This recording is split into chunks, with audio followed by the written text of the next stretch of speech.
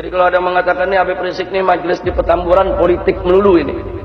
Saudara, kita ini semua makhluk politik.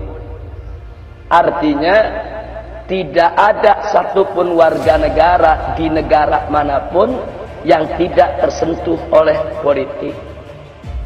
Ima dia menjadi pemain politik, ima dia menjadi komoditas politik, ima dia menjadi korban politik. Nggak tersentuh politik ya. Buktinya bagaimana? Mari kita lihat. Kita warga negara.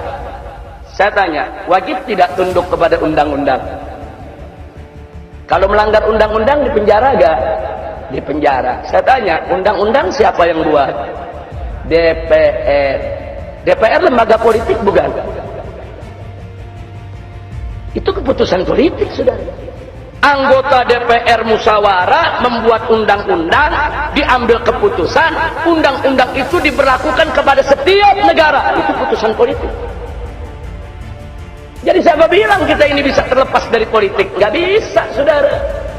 Makanya salah kaprah, saudara. Kalau ada mengatakan, saudara ngaji, kita nggak usah bicara politik.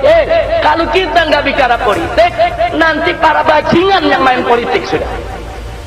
Kalau umat Islam tidak berpolitik, nanti yang berpolitik itu koruptor, bajingan, orang kafir, saudara, orang-orang yang akan ngerjai kita semua. Nggak bisa. Sekarang umat Islam jangan berpolitik, umat Islam jangan bicara politik. Akhirnya umat Islam pada bodoh soal politik, saudara. Kiai nggak ada mendekat ke politik, habaib nggak ada mendekat ke politik.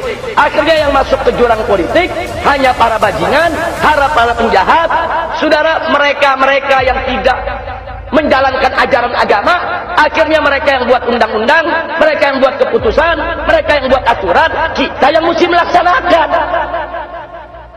Jangan, kalau kita nggak mau berpolitik praktis, silakan. Tapi jangan sampai mengatakan, saya nggak mau bicara politik sama sekali. Nggak boleh, saudara. Nggak boleh. Kalau Anda tidak berpolitik, saudara, Anda akan jadi komoditas politik. Berapa banyak majelis-majelis taklim menjadi komoditas politik, saudara? Hanya dijadikan sekrup oleh partai politik.